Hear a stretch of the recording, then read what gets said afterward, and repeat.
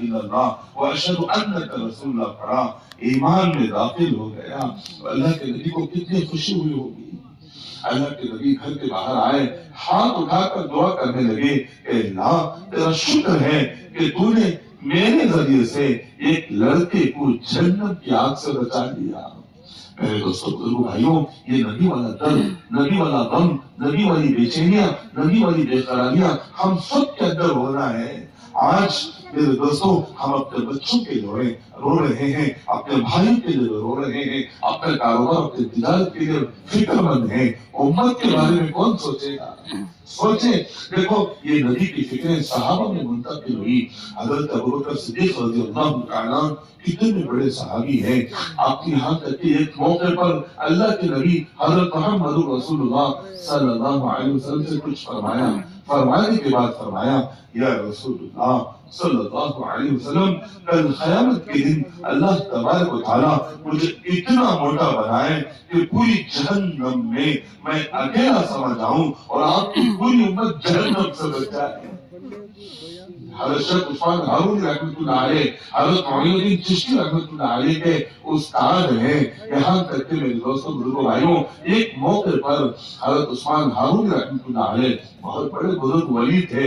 حضرت معین الدین چشتی رحمۃ اللہ علیہ کوئی معمولی ہیں، ان کی فکروں پر اللہ نے ہندوستان میں دین اور دین کی ان کی فکروں پر دین کو زندہ فرمایا۔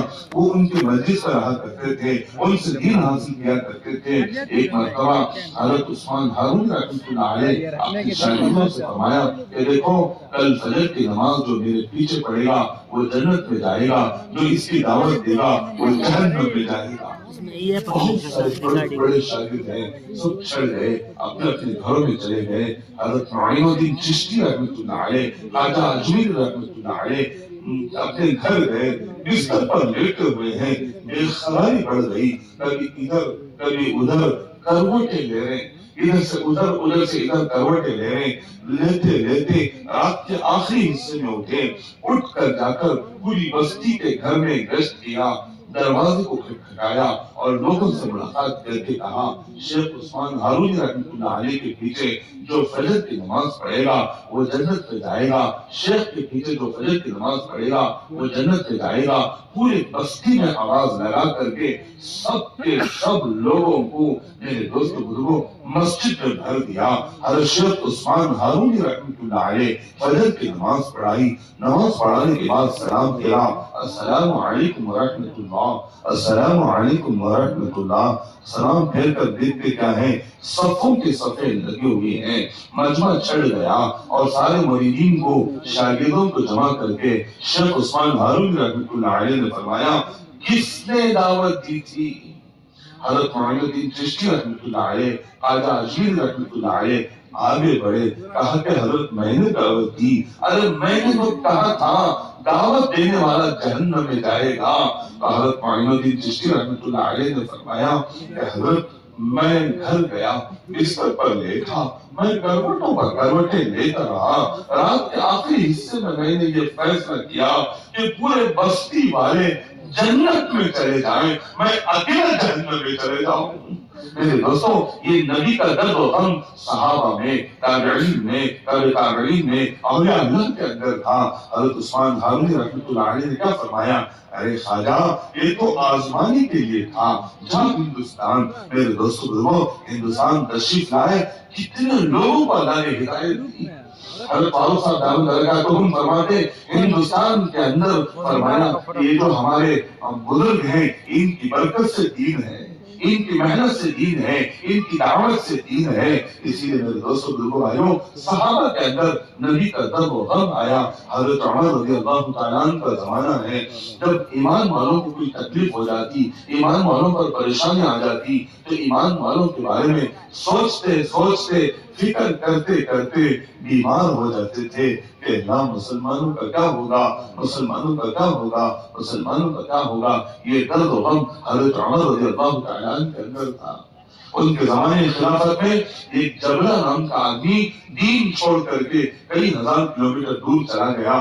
حضرت عمر کو اس اکیلی کی فکر ہو رہی ہے کہ یہاں تک کہ کچھ صاحبان کو طے کیا کہ جاؤ جبلہ سے بات کرو، ترغیب دو، اسے لے کر آؤ۔ یہاں تک کہ وہ صاحب اونٹ کا سفر یا گھوڑے کا سفر ساری مشقتوں کو برداشت کرتے ہوئے، یہاں تک کہ رات کی تاریکوں کو جھیلتے ہوئے، گرمی سردی دھوپ برداشت کرتے کرتے اس شہر میں پہنچ کر جبلہ سے ملاقات کی. کہا کہ دیکھ حضرت عمر رضی اللہ تعالیٰ عنہ تمہیں واپس بلاتے ہیں. تو جبلہ نے کہا ٹھیک ہے میں آنے کے لیے تیار ہوں، لیکن میری دو شرطیں ہیں. ایک یہ کہ حضرت عمر رضی اللہ تعالیٰ عنہ کی جو بیٹی ہے نا صاحب زادی، اس سے میرا نکاح ہو جائے. دوسرا خلافت مجھے مل جائے. وہ صاحب نے اس سے کہا دیکھو بیٹی سے نکاح کا میں وعدہ کرتا ہوں، خلافت کے بارے میں وعدہ نہیں کر سکتا.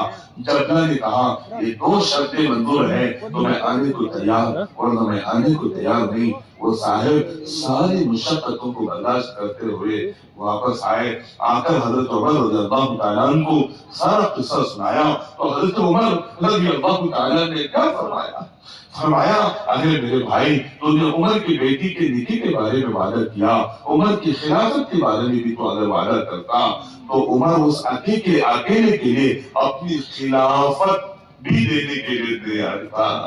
ہم بیٹھے ہوئے ہیں، ہم یہ سوچتے ہوں گے کہ بول کر خاموش ہو گئے. نہیں، پھر ان کو ترغیب دی، جا اسے ترغیب دے، بیٹی سے نکاح بھی کروائیں گے اور خلافت بھی دیں گے. وہ صاحب پھر اونٹ گھوڑے کا سفر کرتے ہوئے اس شہر میں داخل ہوئے. داخل ہو کر دیکھتے کیا ہے، ایک جنازہ جا رہا ہے. پوچھا یہ کس کا جنازہ ہے؟ یہ جبلہ کا جنازہ تھا. اللہ کی حکمت و مصلحت تھی، وہ مر گیا. لیکن حضرت عمر رضی اللہ تعالیٰ عنہ ایک ایمان والی کی کیسی فکر کر رہے ہیں. میرے دوستوں بزرگوں بھائیوں، میرے پڑوس پہ رہنے والا میرا بھائی وہ اللہ کے عوامل کو توڑ کے زندگی گزار رہا ہے، دین کے بغیر زندگی گزار رہا ہے. میں حضور کا امتی ہوں، میں دین پر چلنے والا ہوں. کیا میں اپنے ایمان والے کی فکر نہ کروں؟ میں اپنے بھائیوں کی فکر نہ کروں؟ حضرت شیخ نے کتاب میں لکھا ہے مدینے میں ایک نوجوان تھا، اس کی بہن کا انتقال ہو گیا. جب انتقال ہو گیا تو اسے تجہیز و تدفین کر دیا. اور بھائی نے یعنی جیسے صندوق کی خبر ہوتی ہے، ایک بغلی خبر ہوتی ہے، بغلی خبر ایک طرف رکھ کر کچی اینٹوں کو جمع دیا جاتا ہے اور دفن کر دیا. تو اس نوجوان کی ایک تھیلی تھی، وہ خبر میں گر گئی. تو اس نے ارادہ کیا کہ اس میں بہت سارا پیسے تھے، درہم و دینار تھے. اس نے سوچا رات کے حصے میں کھود کے نکال لوں. تو خبر اپنی تھیلی لے لی. تو اس نے سوچا کہ دیکھو بہن کا کیا حال ہے. وہ جو لہد کی اینٹ ہے نا اسے ہٹا کر دیکھ کر کیا ہے کہ آگ لگی ہوئی ہے. آ کر کے ماں سے پوچھا کہ اماں بہن کے کیا اعمال تھے؟ ماں نے کہا کہ بیٹا تیری بہن نماز میں سستی کرتی تھی. دوستوں بزرگوں، ہم جتنے بیٹھے ہوئے ہیں سب نماز پڑھنے والے، دین پر چلنے والے، عمل کرنے والے. جو ہمارے پڑوس میں رہنے والا بھائی اللہ کے عمل توڑ کر حضور کے طریقے چھوڑ کر زندگی گزار رہا ہے، ہم نماز پڑھنے والے ان کی فکر کرنا ہے کہ نہیں کرنا؟ بتاؤ اللہ کے نبی نے کتنی فکر فرمائی، صحابہ نے کتنی فکر فرمائی، اور یہ اللہ نے ایک ایک بھائی کے بارے میں کتنی فکر فرمائی. تو ہمیں بھی ایک ایک کے بارے میں سوچنا. حضرت عبد الوہاب صاحب رحمۃ اللہ علیہ فرماتے ہیں جو اوروں کی یعنی اوروں کو اللہ سے جوڑنے کی فکر اور محنت کرتا ہے، اللہ تبارک و تعالیٰ اوروں سے بھی پہلے اسے اپنے سے جوڑ لیتے ہیں، اسے اپنے سے جوڑ لیتے ہیں. میرے دوستوں بزرگوں بھائیوں، سوچیں ذرا غور کریں کہ آج امت کا کیا حال ہے. اسی لیے میرے دوستوں بزرگوں مجھے کیسے اچھا لگے گا میرا بھائی اعمال چھوڑ کے زندگی گزارے. اسی لیے یہ دعوت و تبلیغ کی محنت ہے، اس محنت سے اندرون بنتا ہے، اپنے آپ کو ماحول میں رکھنے کا موقع ہے. اسی لیے ہر مسجد میں روزانہ فجر کی نماز کے بعد مسجد میں فضائل اعمال کی تعلیم ہوتی ہے، حدیث پاک کی تعلیم ہوتی ہے. اس میں حکایت صحابہ ہے، فضائل نماز ہے، فضائل قرآن ہے، فضائل رمضان اور فضائل حج اس کے اندر ہے. اسے بیٹھ کر سنیں گے، دل کے اندر کیفیت بنتی ہے. پھر میرے دوستوں اس کے بعد فرمایا کہ مسجد وار جماعت بیٹھ کر فکر کرتی ہے کہ ہم نے تو اعمال کر لیے، یہ اتنی بڑی آبادی ہمارے محلے میں ہے، 100 گھر ہیں، 200 گھر ہیں، 1000 گھر ہیں، 2000 گھر ہیں، یہ کیسے دن پر آ جائیں. بیٹھ کر سوچتے ہیں، اسی فکر کو لے کر घर घर फर जा कर मुलाकात करके मेहनत करते हैं। मेहनत से मेरे दोस्तों हमारा अनुरोध बनता है, लोग भी दिन पर आने का जरिया बनते हैं। इसीलिए इस मेहनत के सीखने के लिए हमें औकात को लगाना है, अल्लाह के रास्ते में वक्त लगाना है। देखो मेरे दोस्तों बुजुर्गों भाइयों, दिल पर लेंगे अल्लाह की मददों को हम देखेंगे। हज़रत मौलाना रियाजुर रहमान साहब रहमतुल्लाह अलैह मेरे दोस्तों मक्के में इंतकाल हो गया। जन्नतुल माला में वो दफन है। एक मरतबा अपने बयान में फरमा रहे थे, एक यूपी का आदमी आज से 3 साल 35 साल पहले एक यूपी का आदमी ने इरादा किया मैं पैदल हज को जाऊं। ये जमाना तो रास्ते बन गए, उस जमाने में रास्ते नहीं थे। उसने इरादा करके पैदल हज को गया। वहां से चलते चलते पड़ोस, वहां से चलते चलते अफगानिस्तान, वहां से चलते चलते जीता गया। फिर जीता जाकर पहुंचा, वहां सऊदिया हुकूमत ने कहा पैदल आए हैं, यहाँ से आपको 4 व्हीलर में भेजते मक्के मदीने को चले जाओ। उसने कहा नहीं, मेरी नीयत तो पैदल हज की है, मैं पैदल ही हज करूंगा। फिर जिद्दा से चलते चलते यहाँ तक के मेरे दोस्तों मक्का पहुंचा, उम्र किया। फिर यहाँ तक के हज के अयाम आए, मीना, अरफा, मुज़दलिफा, जमात और तवाफ ज़ियारत, और यहाँ तक के यहाँ से मदीने की हाजिरी भी पैदल किया। मदीने में यहाँ तक के वहां से पैदल चलते चलते जिद्दा पहुंचा। अब हुकूमत सऊदिया ने कहा हवाई जहाज से आपको भेज देते हैं, चले जाओ। मेरे दोस्तों बुजुर्गों भाइयों, वो कहने लगा नहीं नहीं, मेरी नीयत तो पैदल हज को जाना, पैदल हज से आने की है, मैं पैदल ही वापस जाऊंगा। फिर जिद्दे से चलते चलते अफगानिस्तान में पहुंचे। वहां के लोगों ने उनका इस्तकबाल किया, वेलकम किया, खुशी बनाई, पैदल हज करके आ रहा है। फिर वहां से पड़ोस से यूपी आया, और आया तो मेरे दोस्तों बुजुर्गों, उसने उसे एक सांप ने काटा, एक जानवर ने भी काटा। यहाँ तक के मौलाना रियाजुर रहमान साहब रहमतुल्लाह अलैह सिटी जामे मस्जिद के खतीब और इमाम रहे। वो बुजुर्गों कह रहे थे मैं गुर्दे का मरीज हूँ, मेरे जैसे आदमी को काबे का तवाफ करने नहीं हो रहा था।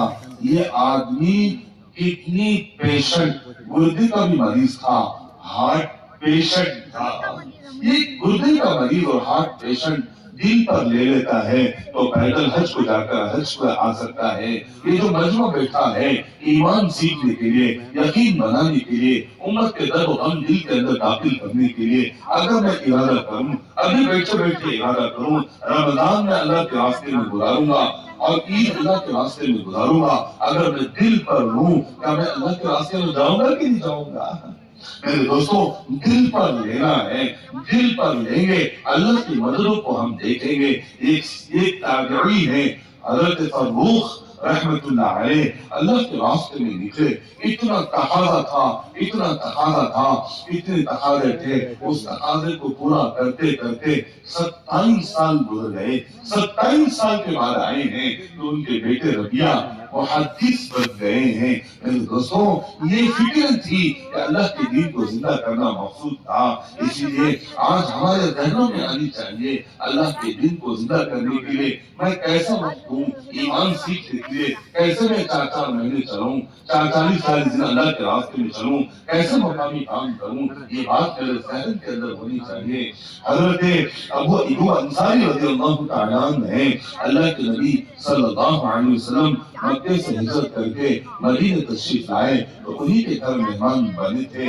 ये मेजबान है, यहाँ तक कि पूरी जिंदगी अल्लाह के नबी का साथ दिया, हुजूर की सोहबत में रहे। जब यहाँ तक के इनकी उम्र 94 बरस की हो गई, उस उम्र में अल्लाह के रास्ते में जाना चाह रहे जवान बेटे कहने लगे कि अब्बा आप जवानी अल्लाह के रास्ते में लगाई और यहाँ तक के अधड़पन अल्लाह के रास्ते में लगाया, आप बूढ़े हो गए हैं, उम्र आपकी साथ नहीं दे रही है और यहाँ तक की कुव्वतें कमजोर हो गई हैं। अगर इस वक्त आप अल्लाह के रास्ते में नहीं जाएंगे तो अल्लाह आपसे सवाल नहीं करेंगे। तो हजरत अबू अय्यूब अंसारी रज़ियल्लाहु तआला ने क्या फरमाया कि देखो मैं भी तो चाहता हूँ कि रहूं, बीमारियां लायक है, कमजोरियां लायक है, मैं भी चाहता हूँ घर में रहूं, लेकिन कुरान शरीफ की एक आयत है वो मुझे चैन से बैठने नहीं देती। کیا آیت ہے؟ انفرو خفافا وثقالا، کہ تم ہر حال میں میرے راستے میں نکلو، غریب رہو یا امیر رہو، دیہاتی ہو کہ شہری ہو، پڑھے لکھے ہو کہ ان پڑھ ہو، جس بیمار ہو کہ صحت مند ہو، تم ہر حال میں میرے راستے میں نکلو۔ بیٹا یہ آیت مجھے چین سے بیٹھ نہیں دیتی اور میں چلوں گا، یہ جماعت کے ساتھ اللہ کے راستے میں نکلے، چلتے چلتے چلتے بیمار ہو گئے۔ جماعت کے امیر صاحب کو معلوم ہو گیا کہ یہ بچنے والے نہیں ہیں۔ انہوں نے ان سے آخری خواہش پوچھی کہ آپ کی کوئی آخری خواہش ہے تو بتائیں۔ حضرت فاروق صاحب دامت برکاتہم استنبول تشریف لے کر گئے تھے، وہاں حضرت ابو ایوب انصاری رضی اللہ تعالیٰ عنہ کی قبر ہے، وہاں ایک پتھر میں لکھا ہوا ہے کہ مسجد نبی، اللہ کے نبی مسجد نبی بنانے کا، یعنی مسجد کو بنانے کا ارادہ کیا۔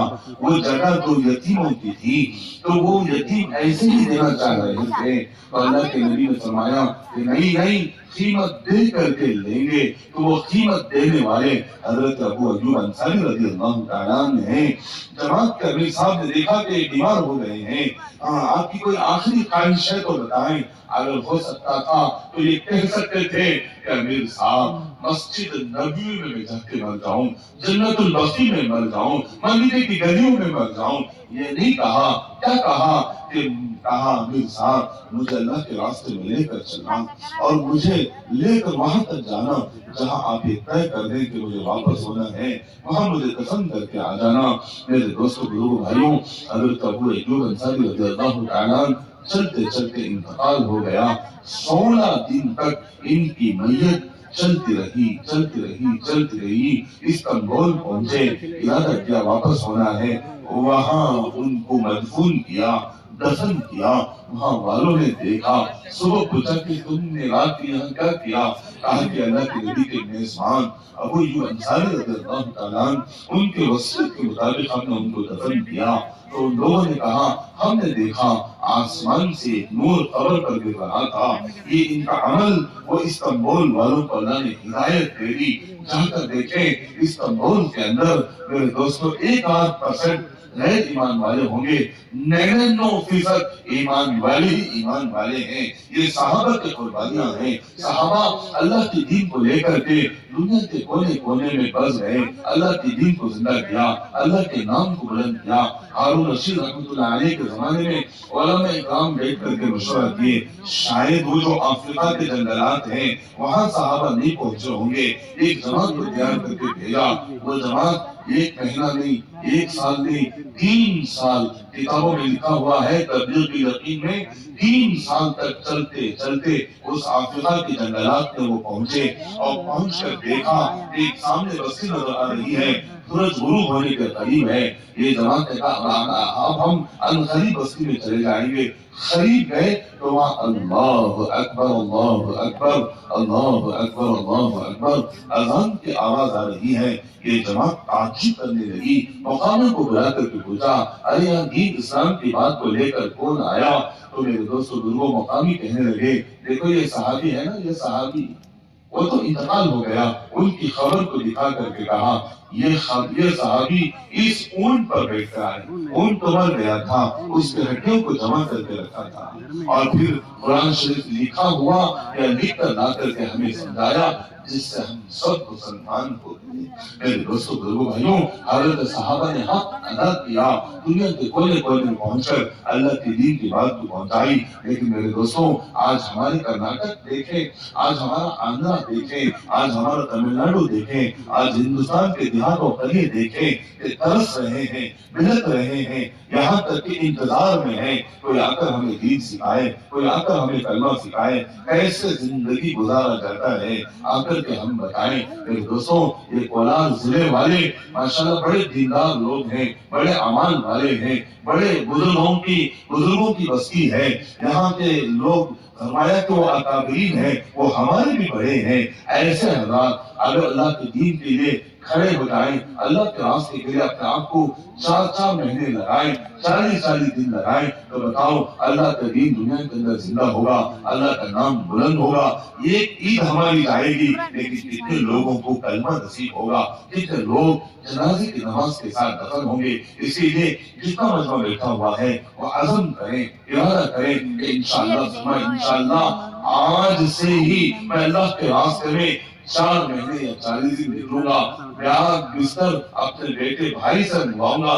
یہی اللہ کے راستے سے بزرگوں کی، اللہ والوں کی، علماء اکرام کی، مفتیان اکرام کی دین کی بات سن کر، روانگی کی بات سن کر، یہی سے میں اللہ کے راستے میں 4 مہینے 40 دن جاؤں گا۔ اس کے لیے کھڑے ہو کر بتائیں کہ کون کون اللہ کی دین کو زندہ کرنے کے لیے اپنے آپ کو پیش کرتے ہیں۔ کھڑے ہو جائیں بھائی، کھڑے ہو جائیں، ماشاءاللہ کھڑے ہو، ارادہ کریں، جو سب سے پہلے کھڑے ہوگا اللہ سب سے زیادہ اسے خیر اور اجر کے فیصلے فرمائیں گے۔ ماشاءاللہ کیا نام ہے؟ محمد نوشاد صاحب کہاں کے؟